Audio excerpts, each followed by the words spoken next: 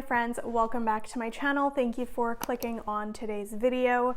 Today I am sharing some of the healthy habits and mindsets that I am bringing into 2023. We're still in January, so I feel like this video is still relative, and I wanted to share these with you guys because I think it is really important to keep myself accountable, but also maybe it will give you some ideas on the things that you might want to focus on this year as well. I am definitely the type of person to write down goals and resolutions, but I am not always like going off of a chart and tracking these things. It's more so just ideas that I have in my head. And this year, there are a lot of different things that I want to focus on. So I'm trying to be very specific in how I actually plan to achieve these goals and to really foster healthy habits in my life. I feel like habits make up who we are, and when we are in pressured situations, it's our habits that we fall to. So whether those are good or bad doesn't matter. I think it's important that we really discover what our tendencies are so that we can either A, continue to maintain them, or B, switch over to something that might be a little bit more helpful and healthy for us. So without further ado, let's get started. So one of the big things that I am focusing on this year is reading one book a month. And I know some of you might be avid readers on here thinking, one book a month? Like that's not difficult, especially if it's a shorter book. But personally, I do find that if I force myself to read more than I reasonably can in a given time, then I am not going to do it. So I have to start small, and I think that's really important to note as well for any habit development, is that starting small is helpful, and you can always grow and move to the next level when you are ready. But beginning with something that is a little bit less ambitious is okay. It's totally fine.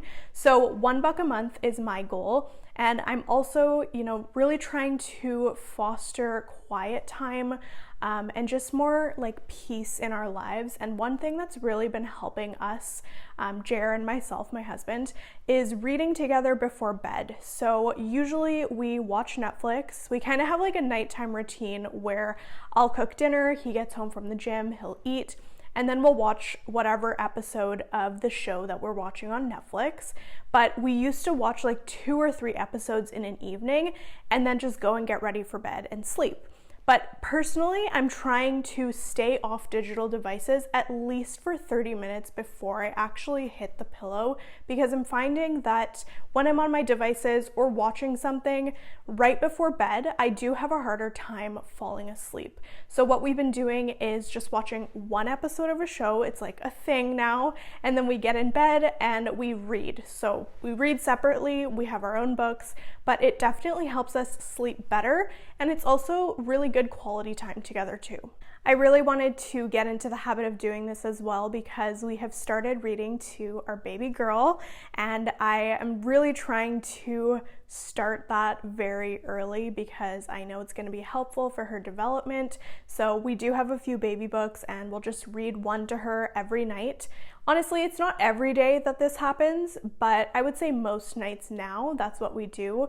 So that's been really fun and just a special time to spend together as husband and wife.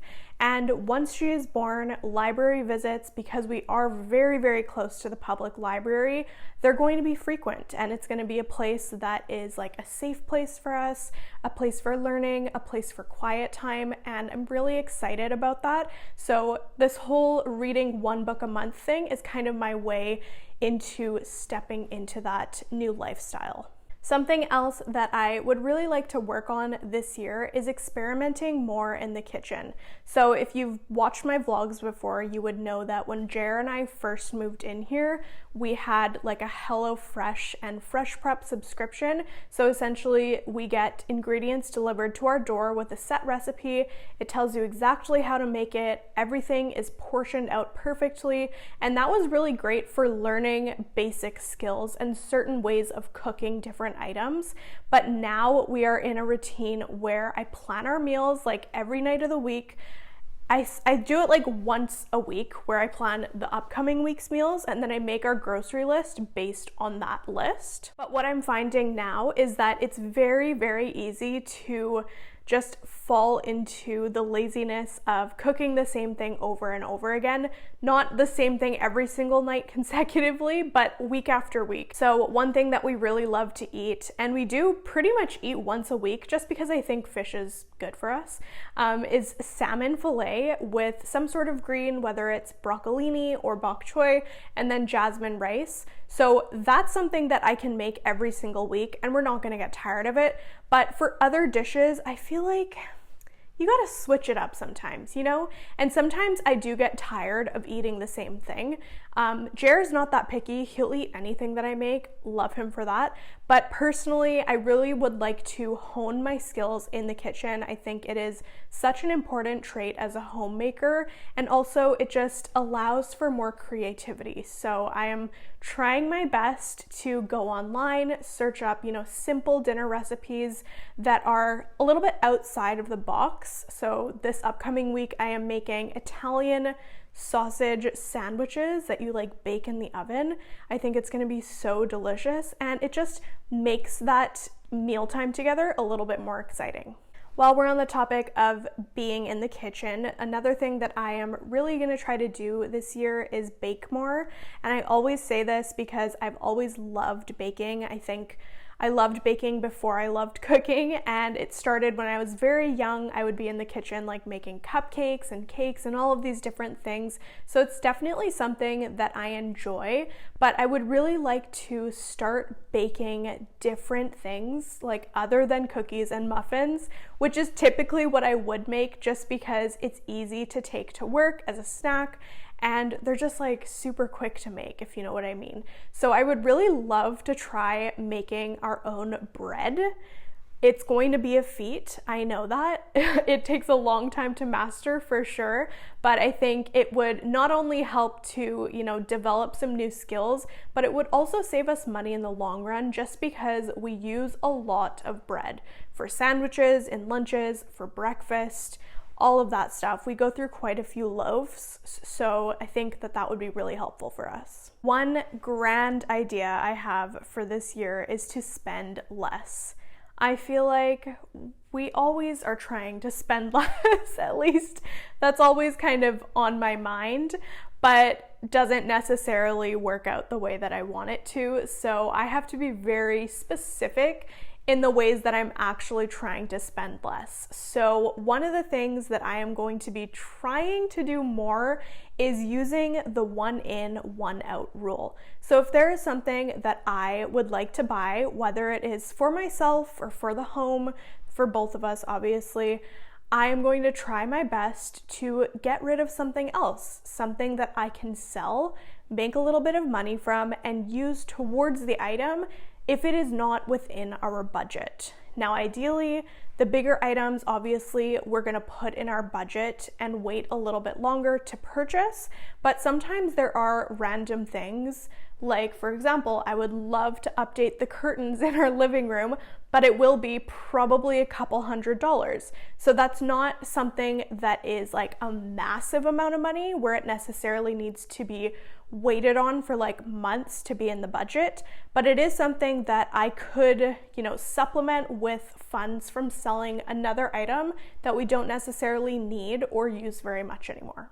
And that not only helps financially, but I also think that it helps to reduce clutter and just the accumulation of stuff in the home. Another thing that I have started already, I did start, I think in December of last year, was creating a wish list. Now I know that this is kind of a no-brainer thing, and probably most people have this already, but I just was never one to keep a wish list. It would always just be very impulsive. I think I'm definitely more of a spender than a saver naturally. And so when I want something, I'm gonna go and get it. And I'm not really gonna sit on it for a long time. And I've gotten better at this over the years. Obviously, you guys have seen me go through Project 333 and the whole minimalist lifestyle. So I am definitely more intentional.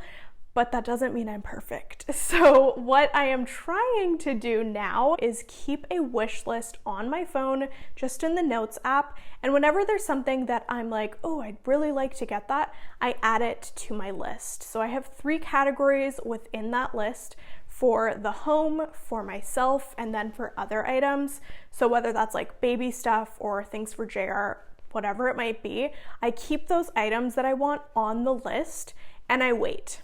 I am really trying to just wait on these things. And if I have some extra spending money, I'll go to that list and be like, okay, like what's something that A, I can afford with the money that I have, and B, would actually be necessary to buy right now? Like what would be the priority? And so I think that's really gonna help me to spend less money. On top of that, I am no longer giving myself an empty budget for spending every month, because I have learned that it just backfires every single month. It's just silly for me to think I'm not gonna spend anything in a month. If I wanna buy something, like I probably will go and buy it if it's under $100, if you know what I mean.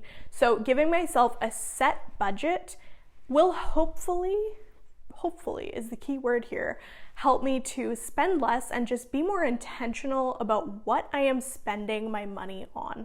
So honestly, I'm starting with $100 a month. It's not a lot of money, but it's something, and it's just a goal that I can work towards. And maybe that budget will get a little larger, as we make more money, but for now, that's, what works. And so I'm hoping that that will help me to be a little bit more conscious about how I'm spending.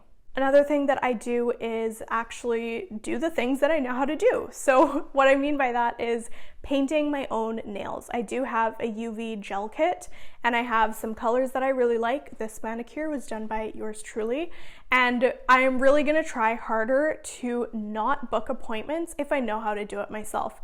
I've been threading my eyebrows and my face, my upper lip, and all of that on my own for years now, and it saves a little bit of money every month, but every dollar counts in my opinion. And then painting nails, that's like $50, $60 saved in one manicure. And another thing that I'm going to try and get better at is tailoring any textiles that need to be shortened or fixed. Okay, so in the spring, late spring probably, I'll have to talk to my aunt who is like the garden guru. We are going to start our own little garden on our balcony.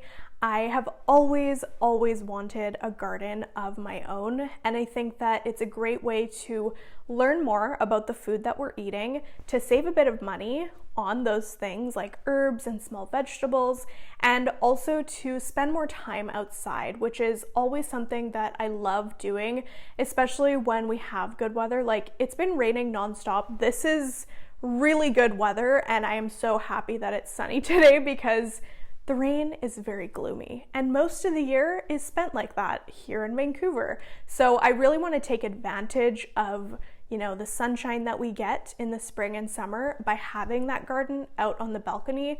And I think it's also going to be fun to, include our daughter in it when she is born and is actually able to, see and feel and touch and taste things, because I think that's a really important part of life to teach them about. Now, this is one that I have decided to implement mostly because we have a baby on the way, and that is to schedule monthly date nights. And I mean like actually going out to a nice restaurant or a movie, something where we actually have to get done up and get out of the house, kind of like we would if we were still in high school. And I say this because I know that once the baby comes, we're going to be so busy, our time is going to be full, and I just want to make sure that our marriage is a priority. Now, we're both honestly homebodies, which is why once a month is totally okay for us. But bi-weekly and weekly, obviously, we do want to have that quality time together. So in addition to the scheduled monthly date nights, I also would love for us to start, playing games with each other and finding new ways to spend quality time with each other other than just sitting on the couch and like watching a show. So on this topic, if you have any at-home like date night ideas that you guys do, I would love to hear about them, because I'm gonna make a list, and I feel like maybe we'll do that kind of like a date night card game where you pick a card and that decides what you're gonna do for the night. I think that would be fun. So yeah, comment down below. Okay, sticking to a morning routine. I was so good at having a structured, strict morning routine just a little while ago. I would say last year I was pretty good at it. 2020 was definitely my peak when I was like in the 5 a.m. club. I was waking up literally before the sunrise and just doing all of these amazing things. It has since dwindled down to next to nothing. And so I really want to try fostering healthy habits in the morning again and making it a priority. But I also am trying to be kinder to myself when things don't work out the way that I plan, and to prioritize the healthy habits in the morning that I know are going to be most effective. So for example, if I am short on time in the morning before work and I want to do something for myself, I'm going to choose meditation versus reading my book, because I know that that is most effective for me in the morning before I start my day. So kind of just allowing myself a little bit of leeway, but still making sure that I am including those healthy habits throughout the day. So if I don't get to my book in the morning, I'm going to get to it on my lunch break or at night. Making movement a priority. So this is an important one for me and something that I definitely have struggled with since I got pregnant, but I'm just accepting that any type of movement is okay. Even if it is just walking to and from work, it's movement.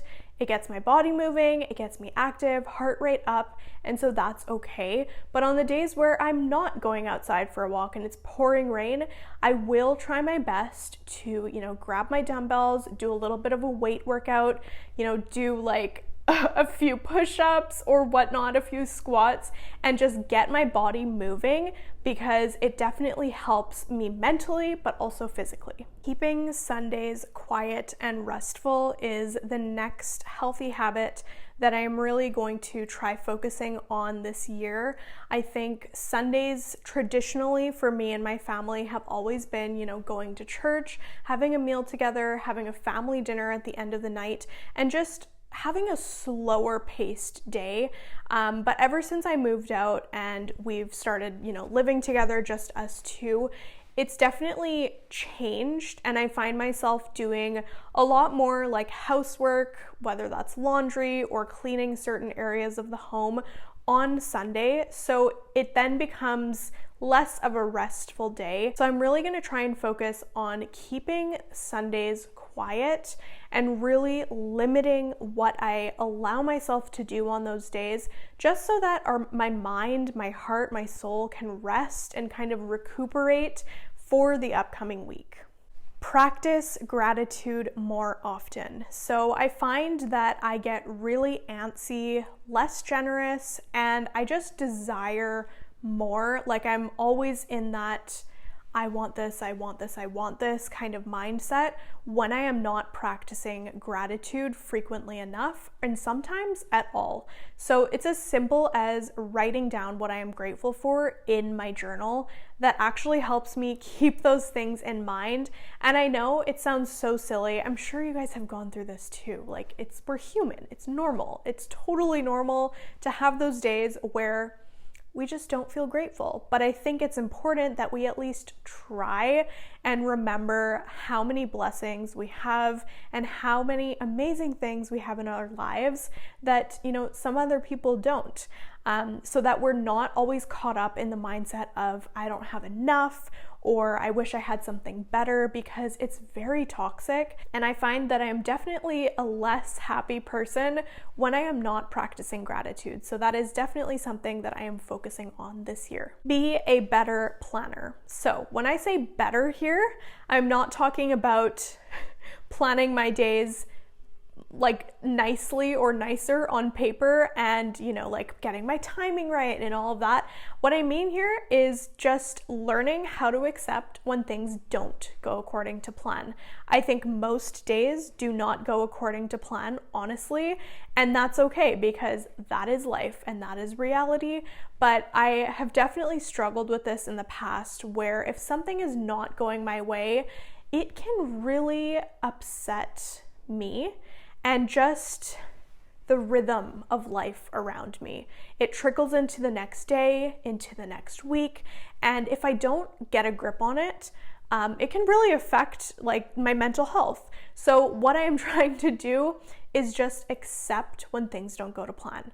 And one of the ways that I am trying to do this and kind of create room for that accepting mindset is to just create more space within my schedule and not pack my schedule chock-a-block full so that there's no time for breaks or no time for, any discrepancy in how much time something should take, if that makes sense. So if I don't finish a task within the allotted time that I had given it, I'm gonna have a buffer and it's gonna be okay. And I'll just accept that it is what it is. It's not according to plan, but it's still gonna work out. And lastly, acknowledging that there is a season for everything. This is something that I only recently realized, which it seems so like common sense, but until you really look back on your life and on the past years, the past months, weeks, whatever, you don't really recognize it. So for me, I was just reflecting on the past few years and how many changes I've gone through in my life, renovating a place, buying a place, moving into it, getting married, getting pregnant, like being pregnant. It's been a lot over the past 2 years, and I've realized that throughout those years and throughout those months, there have been different seasons that I've gone through. So whether that has been the season of growth, the season of learning, the season of slowing down, the season of speeding up and being super productive, there is something for everything. There is a season for everything is what I'm trying to say. And each one lends a hand to each other. So I feel like this past year, a lot of my life was about slowing down. And it was just about taking a step back and accepting things as they were and just kind of going with the flow of life. But I wouldn't be able to be where I am now trying to, be more productive and prepare for motherhood and, being a better wife, a homemaker, and all of these things if I didn't have that season of slow. So whatever season you are in right now, just know that it is temporary. The seasons change. They always do. It's a natural part of life. And this one is going to help you in the next. There you have it. Those are my healthy habits and mindsets that I am bringing into 2023. If you have any of the same habits or goals as me, I would love to hear that in the comments down below. I hope that you found a little bit of inspiration or encouragement from this video. And as always, if you did, don't forget to give it a thumbs up.